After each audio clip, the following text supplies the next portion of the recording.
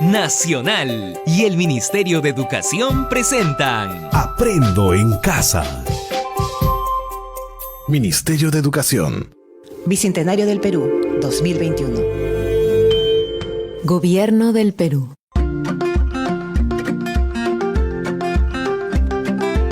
Queridos estudiantes, los invitamos a participar en el desarrollo de las sesiones de aprendizaje que hemos preparado para ustedes. Aprendo en casa. Si tienes tos, dolor de garganta, fiebre y dificultades para respirar, no tomes ninguna pastilla o jarabe sin recomendación de un doctor. Si en tu comunidad o cerca de ella hay una posta o puesto de salud más cercano, dirígete a ella de inmediato. En caso no haya ningún centro de salud, busca comunicarte con la microred o red de salud. Hazlo de inmediato. Ellos te dirán qué hacer. No permitas que el coronavirus entre a tu comunidad. Todos juntos venceremos. Recuerda, yo me quedo en casa. Gobierno del Perú. El Perú primero.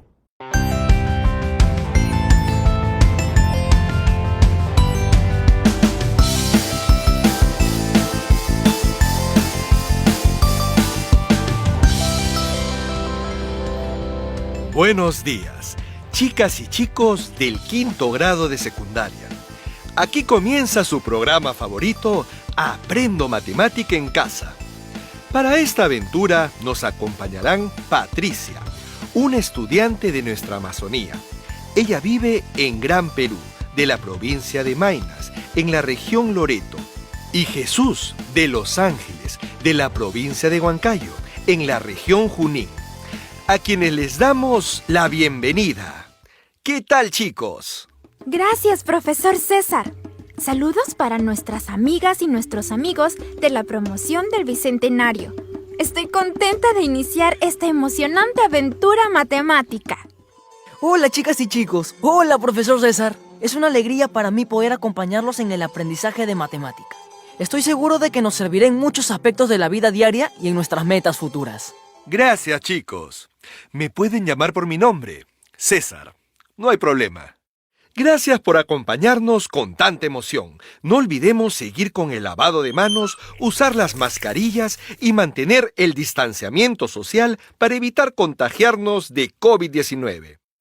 Comencemos recordando de qué trató el programa anterior. Analizamos una carta abierta sobre el voto informado, César. Muy bien, Patricia. ¿Cuál es la problemática que estamos investigando en esta experiencia? Sobre el voto informado en las elecciones de nuestras autoridades. ¡Excelente, Jesús! Ahora vamos a analizar cómo las familias de nuestra comunidad ejercen su voto. Por ello, el programa de hoy se denomina Organizamos datos estadísticamente sobre el voto informado de nuestra comunidad, en el cual aprenderemos a representar datos de variables cualitativas sobre el voto informado de los lectores de la comunidad en los procesos electorales mediante tablas de frecuencia. Repito el título del programa. Organizamos datos estadísticamente sobre el voto informado de nuestra comunidad. ¡Qué interesante, César! ¿Y qué haremos para lograrlo?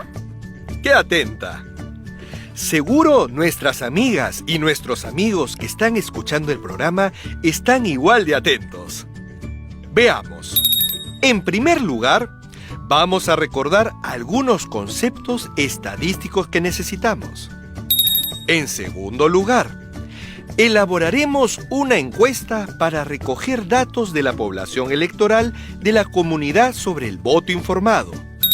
Luego, organizaremos los datos recogidos en una tabla de frecuencias. Finalmente, reflexionaremos sobre nuestros aprendizajes. ¡Qué interesante, César! Vamos a iniciar entonces. Me muero de las ganas de aprender. Me parece bien. A ver, Jesús, dime, ¿qué recuerdas sobre población y muestra? Población es el conjunto de personas u objetos de los cuales se desea conocer algo en una investigación. Entonces, en nuestra investigación, la población estaría conformada por todas las personas de nuestra comunidad que sufragan para la elección de las autoridades. ¡Excelente! Seguramente los estudiantes que nos acompañan también lo recordaron. Sí, César. Y la muestra es un subconjunto de la población, en la cual se llevará a cabo la investigación. En nuestro caso, la muestra estará representada por un grupo de pobladores que sufragan en la comunidad. Muy bien, chicos. Los felicito. Son buenos estudiantes. Para determinar la muestra hay varios métodos, pero en todos los casos debe ser una muestra representativa. César, ¿y por qué trabajar con una muestra y no con la población? Bueno, porque nos permite que el estudio se realice en menor tiempo, ahorrar en recursos, profundizar en el estudio de la variable. Además, tenemos mayor control de las variables en estudio. Continuemos ahora con Patricia. ¿Qué son las variables estadísticas? Ya me estaba imaginando esa pregunta. Las variables estadísticas son las características de los elementos de una población o muestra que se puede o desea estudiar. Entonces, la variable de nuestro estudio está referida al voto informado de la población electoral de la comunidad. ¡Excelente! ¡Bien! No solo hemos recordado, sino identificamos la población, muestra y variable de estudio. Además, tenemos dos tipos de variables, las cualitativas y cuantitativas. Claro, las variables cualitativas son cualidades o atributos de la población y se clasifican en ordinales y nominales. Las ordinales guardan un orden lógico. Por ejemplo, en el campeonato de fútbol tenemos primero, segundo y tercer puesto. Las variables nominales no guardan un orden lógico. Por ejemplo, el gusto por la música o tus colores favoritos. César, ¿y las variables cuantitativas también tienen esa clasificación? Buena pregunta, Patricia. Esto también nos ayudará a recordar, quizás nuestras amigas y nuestros amigos que siguen el programa también tengan esas dudas. Veamos. Las variables cuantitativas pueden ser discretas o continuas.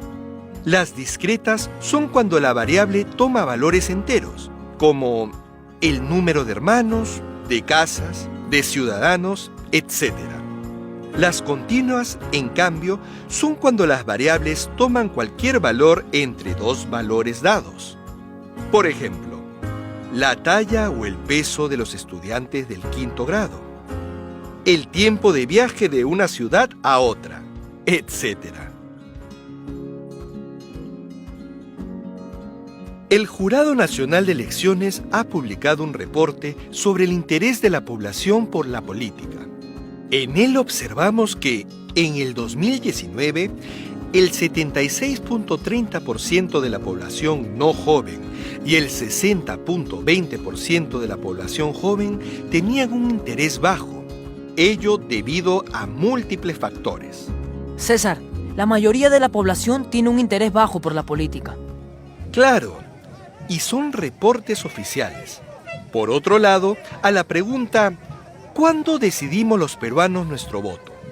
Algunos resultados fueron: el 22% de la población decide su voto el mismo día, el 17% una semana antes y el 27% un mes antes. Más de la cuarta parte de la población del país decide su voto a última hora. En consecuencia, sufragan sin estar bien informados, con poca responsabilidad. César, quiero investigar en mi comunidad cuál será el interés por la política y cuándo decide su voto la población electoral. Bien, Jesús. Ustedes también, chicas y chicos que nos escuchan, investiguen sobre estas variables en sus comunidades. César, ¿cómo podemos iniciar nuestra investigación? Buena pregunta, Patricia. Primero, podemos identificar el tema de estudio, las variables, la población y muestra. En este caso, nuestro tema de estudio es el voto informado y responsable de la población electoral en nuestra comunidad. Y las variables de estudio son el interés por la política ¿Y cuándo deciden su voto los electores de la comunidad? Muy bien, chicos. Ahora, ¿cuál será la población y la muestra de estudio? Pero Patricia y yo somos de diferentes comunidades. ¿Cómo podemos decidir para iniciar nuestra investigación? No hay problema, porque nuestras amigas y nuestros amigos que sintonizan el programa también son de diferentes comunidades. Por esa razón, todas y todos trabajaremos cada uno con la población de su comunidad. ¡Qué emoción! ¡Seremos grandes investigadores! ¡Empecemos! Me encanta su actitud positiva y alegre. ¿Saben que eso es importante para el aprendizaje de las matemáticas? ¡Vamos! Y ustedes en sus casas también, amigos. No se atrasen. ¡Excelente! La población estará representada por los electores de tu comunidad. Cada uno escribe el número. Sí, César. En mi comunidad hay aproximadamente 970 electores. Yo no recuerdo, pero le preguntaré a mi papá o al presidente de la comunidad. Ahora vamos a determinar la muestra, porque es difícil trabajar con 970 personas. Sí, ya me había preocupado. Para ello, podemos aplicar el muestreo estratificado, intencionado. Esta estrategia consiste en tomar los casos agrupados según alguna característica. En nuestro caso, podemos agruparlos por barrios, en la cual podemos entrevistar a 30 personas como mínimo. ¿Con qué instrumento vamos a entrevistar? Muy buena pregunta, Jesús. Necesitamos elaborar un cuestionario con preguntas que nos permitan recoger información sobre las variables, el interés por la política y cuándo decide su voto la población electoral de tu comunidad. No lo olviden. Pero, ¿qué tipo de preguntas podemos considerar? La entrevista es un cuestionario que puede tener una pregunta abierta. Permite al encuestado tener la libertad de responder libremente. Pregunta cerrada. Permite al encuestado elegir alguna de las posibles opciones. Por ejemplo, una pregunta cerrada sería: ¿cuándo deciden los pobladores su voto para las elecciones? A. Un año antes. B. 3 meses antes. C. Un mes antes de la elección. D. Una semana antes. E. El mismo día de la elección. F. No precisa. ¿Le interesa la política? Marque con una X su respuesta. Interés bajo. Joven. No joven. Interés alto. Joven. No joven. Recuerden que las preguntas debemos formularlas de manera clara, sin ambigüedades y de fácil respuesta. César, buenos ejemplos. Puedo emplear estas preguntas para elaborar mi cuestionario. Además, creo que agregaré algunas otras preguntas para recoger más información y tener mayores elementos para mi análisis. ¡Claro, Jesús! Lo mismo pueden hacer nuestras amigas y nuestros amigos en sus casas. Sí, César. Yo también voy a elaborar mi cuestionario para la entrevista. Calcularé la muestra de la población electoral de mi comunidad y la aplicaré. Luego, ¿qué haremos con los datos que recojamos? Para aplicar la entrevista, tengan cuidado con las medidas de bioseguridad. También pueden aplicarla por teléfono, mediante llamadas, mensajes de texto, por WhatsApp u otro medio. Analicen los medios disponibles en sus casas. Una vez que apliquen las entrevistas, vamos a organizar los datos en una tabla de frecuencias para datos cualitativos. Revisen la ficha de Autoaprendizaje 5. Lean las páginas 36 y 37 desde el numeral 3, que los orientará en los pasos para elaborar la tabla de frecuencias. Gracias, César. Creo que con el apoyo de nuestra ficha de autoaprendizaje lo lograremos. Claro, pero si tienes una tableta, puedes elaborar la tabla de frecuencias en una hoja de cálculo. Gracias, Patricia y Jesús. Fue muy importante su participación en el programa. Ayudaron a que nuestras amigas y amigos de la promoción del 5º grado de secundaria aprendan. Con tristeza les comento que estamos llegando al final de nuestro programa. Unas palabras de despedida, Patricia. Gracias, César. Fue un gusto compartir el programa con cada uno de ustedes y con las amigas y los amigos que nos están sintonizando. De paso, para decirles que reflexionemos con algunas preguntas. ¿En qué situaciones de la vida cotidiana nos servirá lo aprendido hoy? ¿Qué situaciones favorecieron nuestros aprendizajes y cuáles los dificultaron? ¿Qué hicieron para superarlo? ¡Hasta el próximo programa, chicos! ¡Gracias! De igual manera, fue un programa de mucho aprendizaje. Se cuidan y hasta el próximo programa. No se olviden de elaborar una tabla de frecuencia en la cual deben organizar los datos recogidos sobre el voto informado en los procesos electorales de la población electoral de tu comunidad. Si tienen dudas, pueden consultarle a su profesor o profesora, quien con mucho gusto les apoyará. Estimados docentes, reconocemos el esfuerzo que hacen para acompañar a los estudiantes.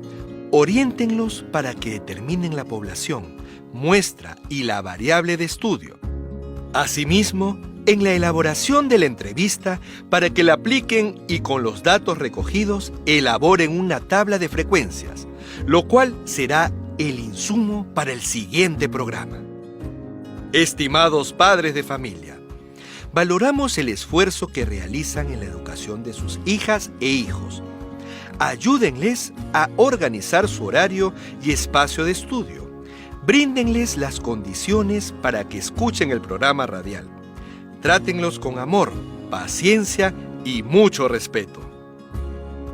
Muy bien, estimados estudiantes, docentes y padres de familia. Esperamos que este programa les haya agradado y permitido aprender. Nos reencontramos en nuestro próximo programa y por esta misma emisora radial. ¡Nos vemos!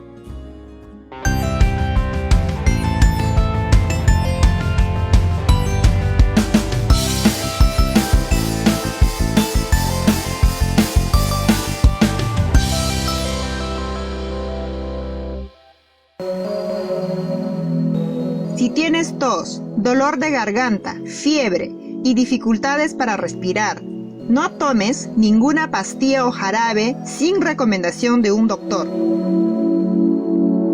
Si en tu comunidad o cerca de ella hay una posta o puesto de salud más cercano, dirígete a ella de inmediato. En caso no haya ningún centro de salud, busca comunicarte con la microred o red de salud. Hazlo de inmediato. Ellos te dirán qué hacer. No permitas que el coronavirus entre a tu comunidad. Todos juntos venceremos. Recuerda, yo me quedo en casa. Gobierno del Perú. El Perú primero.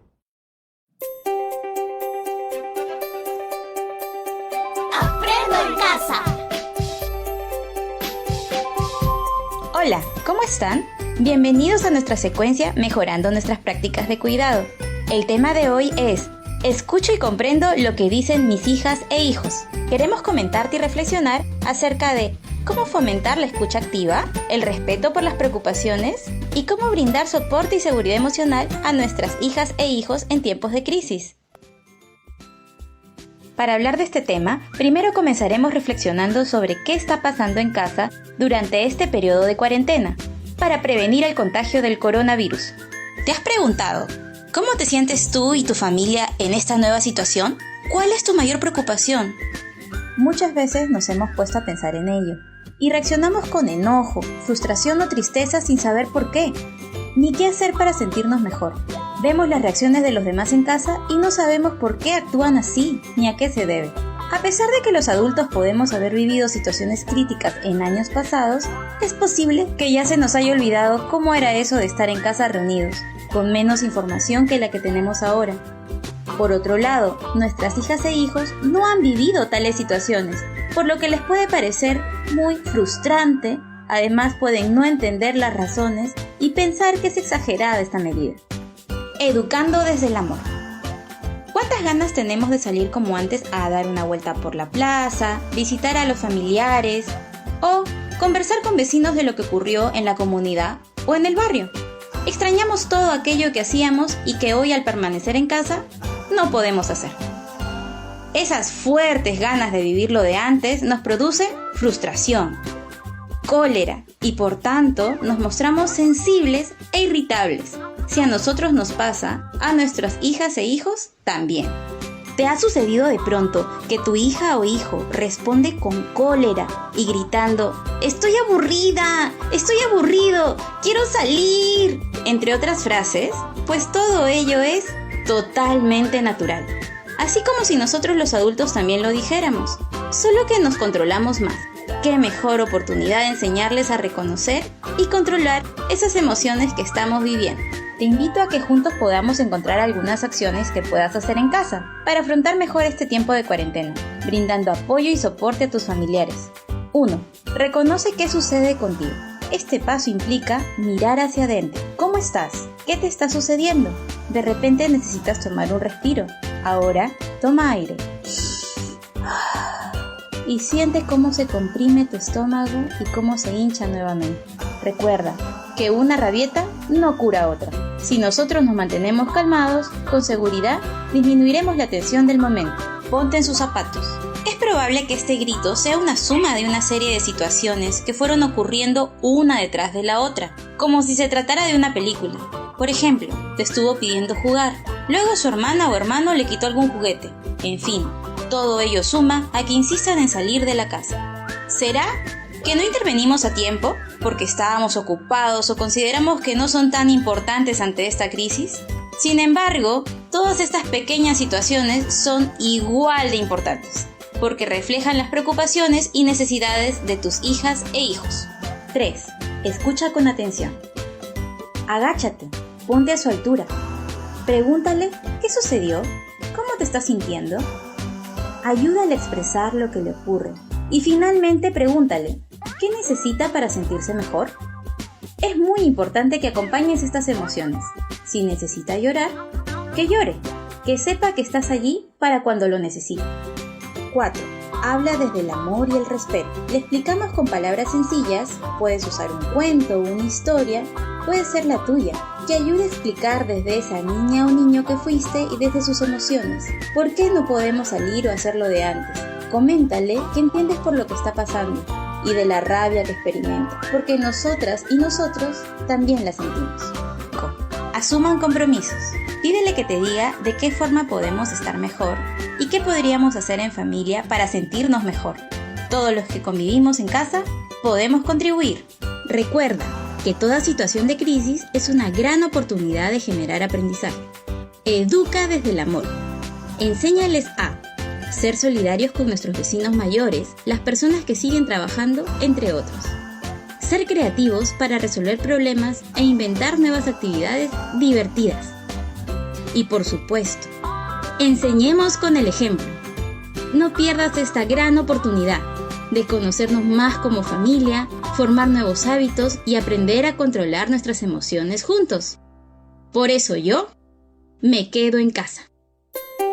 Nacional y el Ministerio de Educación presentaron Aprendo en casa.